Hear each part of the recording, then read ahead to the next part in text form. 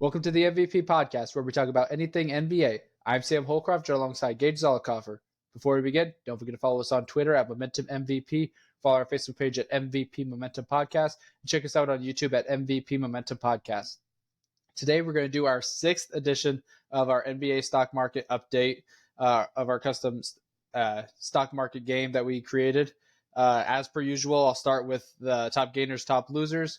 So the top gainers for the last 2 weeks was the Jazz at $14.64 a share. I bet you wish you had some of that, Gage.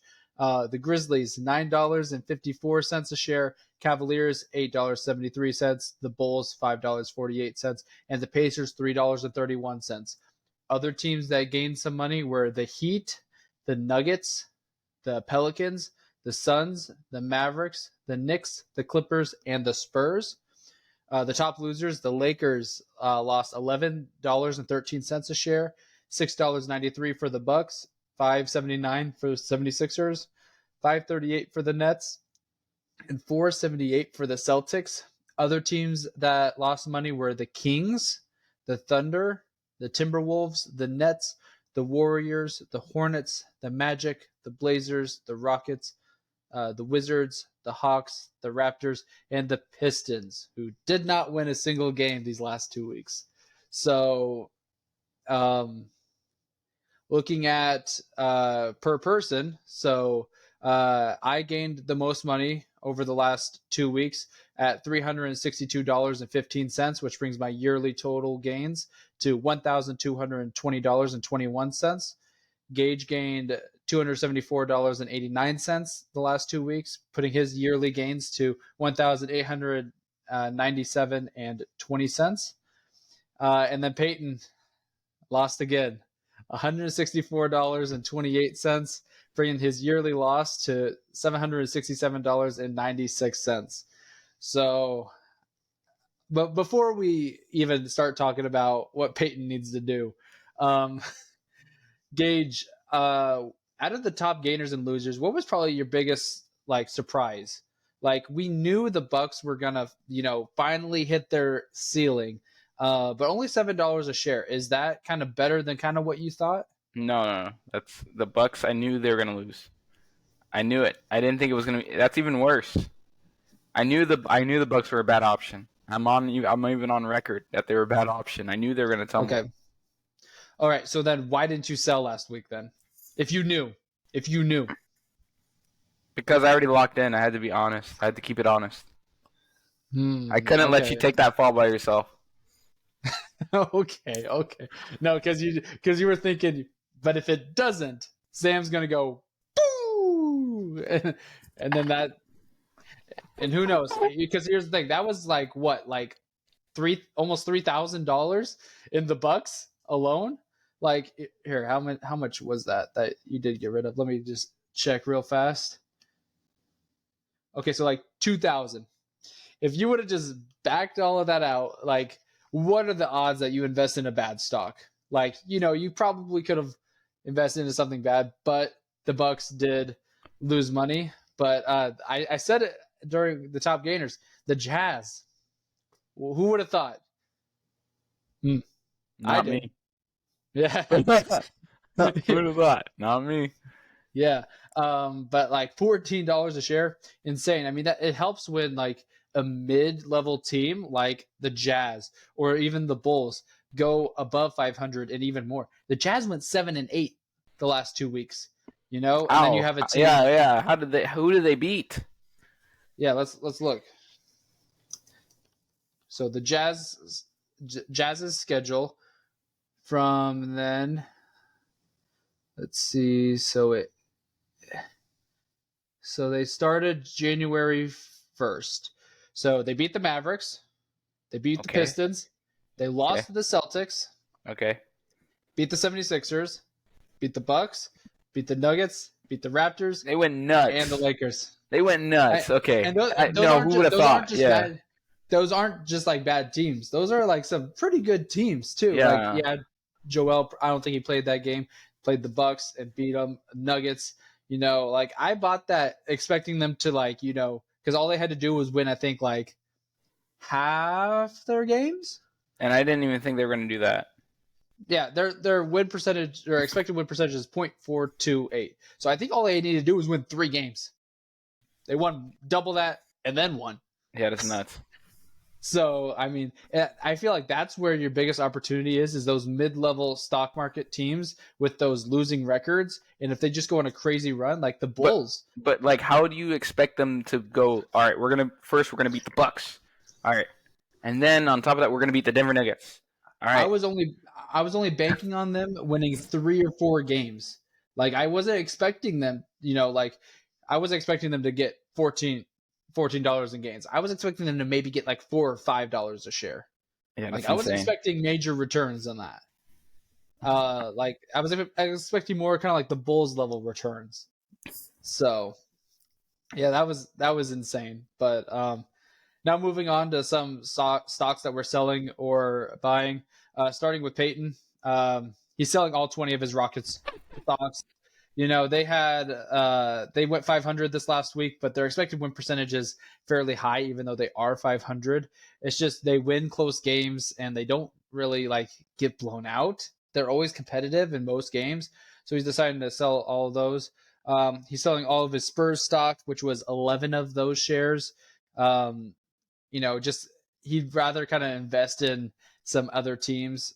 Same with taking half out on the Clippers.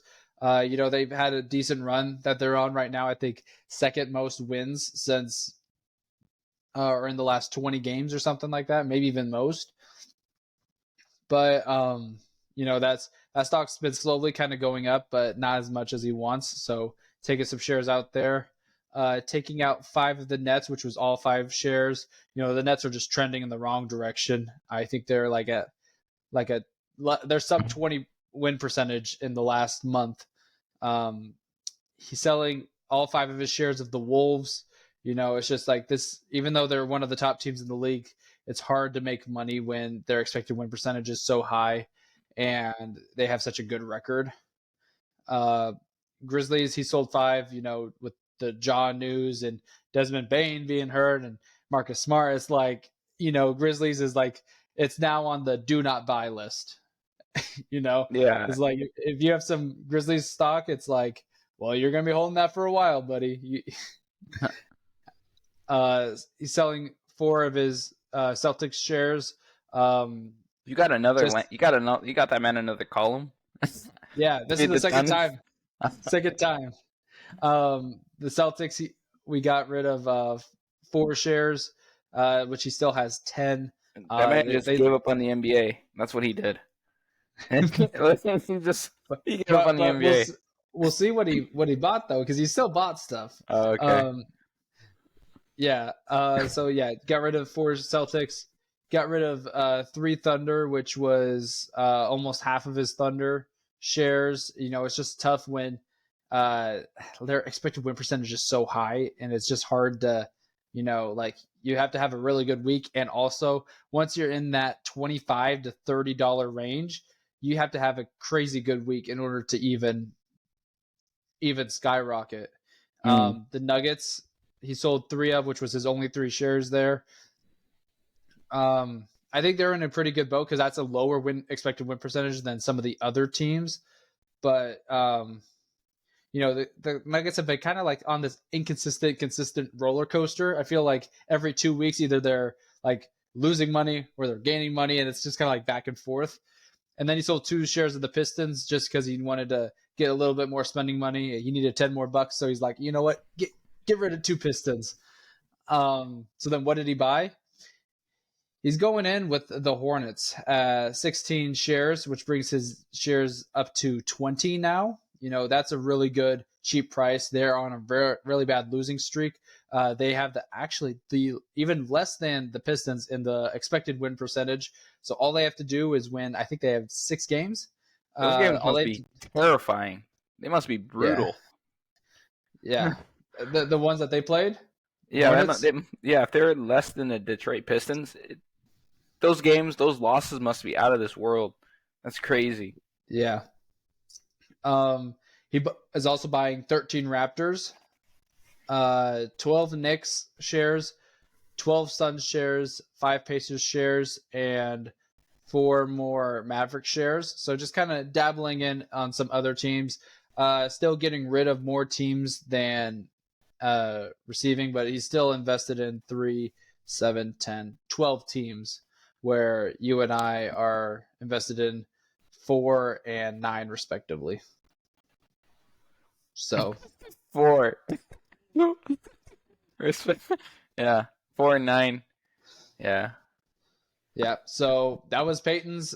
Geigh, go ahead and tell us about the stocks you sold and why, and then which teams you added. It was just time to move on. The Bucks, just time to move on. It was time to move on a couple weeks ago. But when's the second best time? This time. I feel like you heard that quote from me about this before, and I feel like it was directed towards the Bucks. If you could go find it, second best time is this time. And do you remember what happened the last time you did that? They made money. Yeah. That was last year when you were deciding between going all in on the Bucks, all in on the Celtics, and you did that every other week. And you're like, you know what? I was gonna do this, but no, I'm not. And then you changed, and then of course, the Bucks made more money than the Celtics did, and could help contribute to a loss. So I'm, selling the Bucks, selling the Cavs. They had a good run. I'm not completely off the Cavs. I'll see if they can do a little bit more, but they're not my main focus. The Grizzlies, obviously, jump off the ship. It's over. It was over quicker than it lasted, right? The Mavs, I just think they have a tough week coming up, so I'm just not about it. And the Hawks, it's okay. Really, honestly, the thought process between selling the Hawks is the thought process when someone asks you if you want your receipt at the grocery store. Sure. Yes or no? Yeah. You know, it doesn't really matter. Sometimes you say yes. Sometimes you say no. That's just how it was for selling the Hawks. Okay. So then what are the teams that you decided to buy? I just bought 2 big dogs. These are my big money makers this week. Which honestly, I like the 76ers a lot better. Honestly, like, I would probably pour everything I had in the 76ers, but I liked both of these choices here. 76ers have a good, easy couple weeks, and they get Joel Embiid back. The Wolves, I think, are the real deal, and I think they'll have some good games coming up. And it's scary to look at that 0.7 win percentage that you have to pass, but I think the Wolves can do it. And I think the 76ers can also pass their 0.7 too. So, I've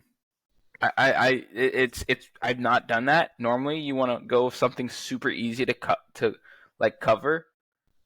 But this time around I'm going to try to go for a team that can possibly win 7 out of 8 or all 8 games. You know? That's new. But I think the 76ers can do it. You can take a look at their schedule with Joel Embiid and you tell me they won't. They have to go above 0.7. That's just my idea. They can. They can go. Here's the thing. They can go 500. They could go 100%. But that's only 30% more than their expected win percentage. You know what the Jazz did? Their expected win percentage was 42%. Yeah, but it's the Jazz. Went 87. But here's the thing. Look, you got to look at the difference of that expected win percentage because that's huge. That's 43%. And then also you got to look at the stock that it was. So 43% above their expected win percentage at a $43 thing, where if this is 30% I think you're right. Higher. Yeah. I think you're right. So, I mean, it'll be a good experiment. This will be like the first time that someone's kind of went in on what we called a big dog, like high expected win percentage, a top 5 team in the NBA, especially when it comes to that expected win percentage. So this will be kind of a good experiment to see if this is viable, especially if one of them does go undefeated, because I don't think it's been a while since we've had someone go undefeated. I think closest one was the Cavs this last week, went 4-5. Jazz went 7-8, or 7 out of 8. So yeah, we'll see if they can clear. Goes. Yeah. There's a lot more Yeah. room for clearance for the Jazz. So you might be onto something. But for now, this week, I think I'll see what happens with this team. I'm actually very surprised how expensive the Jazz are. That's kind of crazy. It's because it's skyrocketed. It's in that highly volatile stage. So, I mean, and they're on a hot streak. I mean, let's look at this stock timeline. So they were the top gainer this last week, or were they the week before? Oh yeah, that's right. Also the top gainer. Where were they right here? Round 4, they weren't anywhere to be seen. But where were they round 3? They gained. So then between rounds 3 and 4, where were they? So the Jazz is down here. So they have, wow, interesting. They Have must be. gained money every single round. I think they might be the only team that's That might gained be money that might be the next team. We might have to, unless Payton listens to this, that might be the next team. That might be, because here's the crazy thing: they must be stealing wins like every game. They must not belong in the NBA. They're just like what their win margin is probably. Look They're it up. 21. It has to be. I'm very curious. How many NBA's. double-digit wins do they have in this season? How many? Plus or minus 10, Sam. I think probably minus out of their 21. Let me. All right, plus or minus 5. I might take the minus. That's insane. All right, so let's see the Utah Jazz. Where you at? All right, so 2-point win. So there's a 24. So there's 1, 6, 16, 5, 2, 5, 4, 8. There's 17, 8, 7, 12, 8, 37. So there's 5. Against you. That was against Dallas when they were 14 and 19. 6 in overtime, 11, 16, 13. Okay, so they've actually won by like a healthy margin. Okay. Almost 10 of their games they've won by double digits. Then it has to be, if they lose terribly. They get embarrassed when they lose. That's the other way around. So then they might lose embarrassingly bad. Lose by 5, lose by almost 30, 7, 8, 21, 14, 50, 11. So here's the thing. It's like either they like have almost like a blowout win or a blowout loss. There's like, they might lose or win a game by like a 1 or 2 possessions, but for the most part, it's on either side of the spectrum. Yeah, so they lost by 50. By the end of the third quarter, that's what keeps their win percentage low. Yeah, that lost by 50, and lost by 16 to begin the season, then lost by 20. Here's a loss by 32 against the Lakers in November. Here's a 28 to Minnesota. Like, it's just 22 to Phoenix. Like, they just let themselves go. Yeah, it's funny. They probably have more losses by 22 than they have wins by like 15 or more. Yeah, you might be onto something. That might be an easy one. Payton. Jeez, Sam catch onto something in the stock market? No, never. Never. But going on to my stocks, I also kind of jumped off the Bucks a little bit just because, it's the stock that I had the most money invested in. Almost half my money was invested into the Bucks. Yeah, they lost money, but it's more so I just needed some more spending money. I saw a lot of great opportunities. When I was first looking at this, I'm like, ugh, there's not a lot happening here. And then I looked at some teams and I'm like, you know what? I'm willing to take a few chances on some of these teams. I sold 25 of the Spurs, which keeps me at 25, just because it's a low expected win percentage. And, they won 2 games over the last 2 weeks. So maybe they kind of like can start rolling and kind of keep getting that. But I just, I feel like this team is a lot better to watch, and you're not like getting frustrated watching this team like you were a month and a half ago. Especially now that they're starting to win. Jumped out on the Grizzlies. I think everyone understands that. No explanation. Yeah. I did sell 3 Bulls shares, even though I went kind of heavy on the Bulls last week. Just wanted some extra playing money and not as confident in their schedule as I was 2 weeks ago. And I sold, it hurts. I sold the Pistons share. It's getting to the point. It's automatic loss of money right there because they win no games. You're losing everything. This is the week. They're gaining money. I can guarantee this now. I'm guaranteeing that they're gonna make money this time. If I don't, then I'll sell all of them, all my Pistons shares. Oh, and I'll donate it to Payton. Yeah, you can give your Piston shares to Payton. I'll just give them to Payton, free of charge. Free of charge. You don't have to thank me. You could thank me later when they make you money. What? Yeah, they go 7 up, like 7 in a row, like randomly. Just so that they could gain $2. But still, if you have every share, that's still 100% like increase right there for. I mean, it's not a huge jump, but it's a jump. Yeah. You doubled. Yeah. Stocks that I'm adding 25 Heat. This is the first time that I've had Heat stock. They've been fairly consistent, kind of up in that 50s range. I think that they have a pretty decent schedule. 54 expected win percentage. They've been kind of hitting around that every update. Although the Lakers have been the top loser the last 2, or basically the last month, I am buying stock. I like their schedule here. I feel like they're on a little bit of a roll this last week or so. So I think that now's the time to buy some money. Their expected win percentage has plummeted. It was in the low 50s. It's now at 44, and their stock prices fell into that, what I kind of like to say, that strike zone of like, $30 to $40 is like where it could get really volatile, which is what we've seen with the Bulls and the Jazz of the last month or so. So I think that the Lakers can climb back up into that top 5 for stock price if they have a really good week. I'm getting 10 Cavs just because they're now the second highest stock price. And, if the Bucks go the wrong way and the Cavs go the right way, which they play 3 times in this 2-week period. So like one of those teams can easily just, if the Cavs win all 3, then the Cavs are going to have the highest stock price, and they're also going to gain a boatload of money.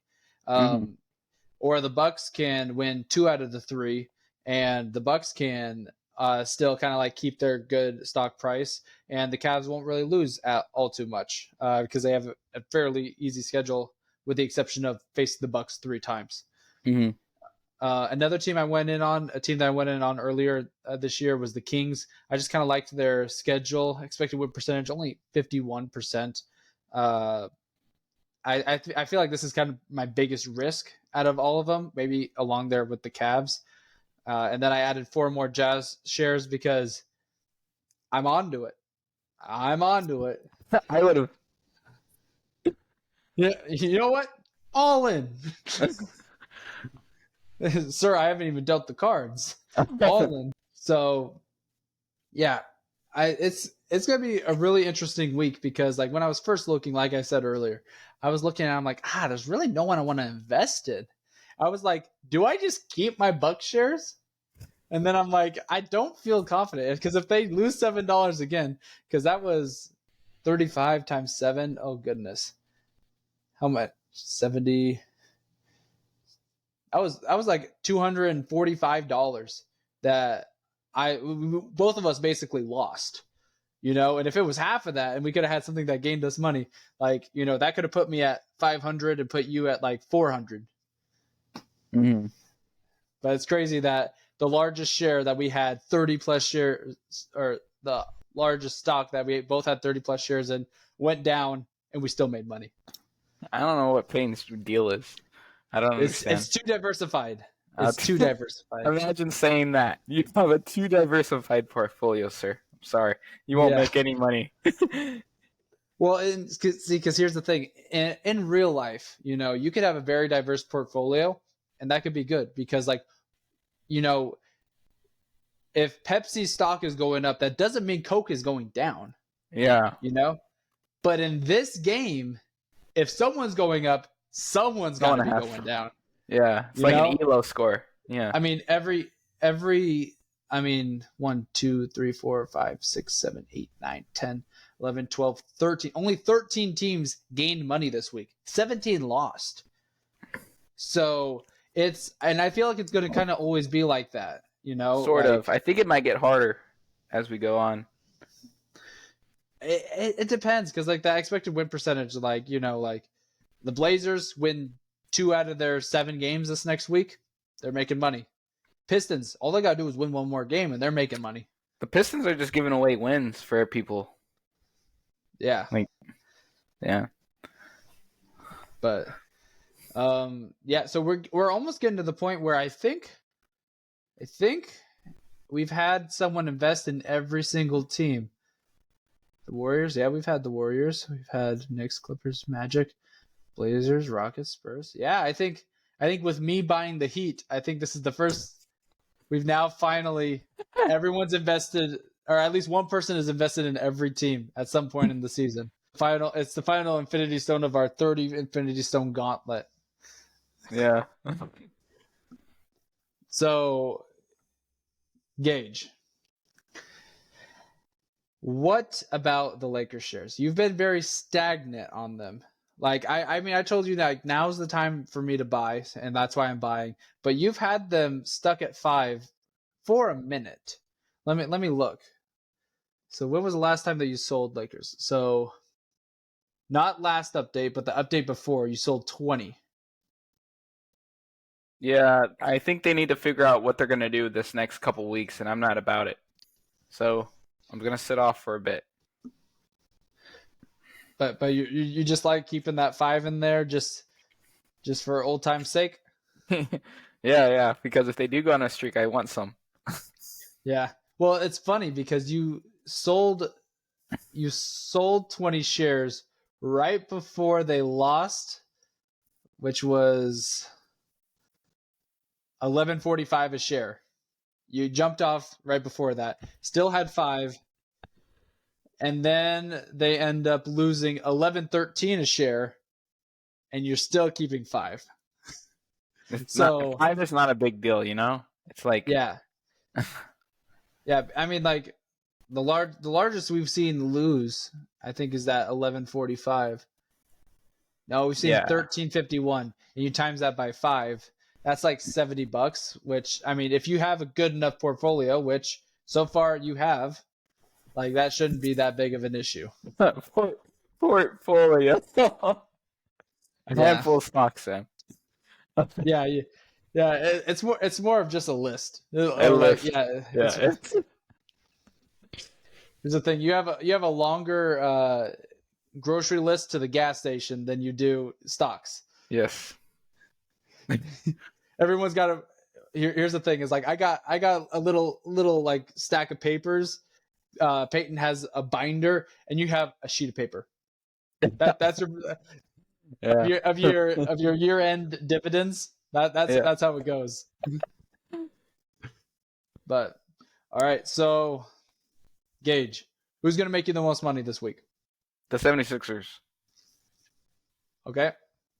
I'm afraid of the Timberwolves, honestly, actually. You know, they might lose money, but the 76ers are going to make me money. A lot of money. Maybe not as much as the Jazz, but a lot of money. Yeah. I don't know. We'll see. A 76 win percentage. They'll do it. That's okay. Well, we'll see in about like a week and a half-ish. So, is there anything you need to add? Nope. No? All right. Well, Geigh, I think I'm going to be closing in on the lead that you have. I'll tell you that right now. Sure. Just be ready. Okay. But once again, don't forget to follow us on Twitter at Momentum MVP. Follow our Facebook page at MVP Momentum Podcast. And check us out on YouTube at MVP Momentum Podcast. I've been Sam Holcroft. Geigh Zollicoffer. Thanks for listening.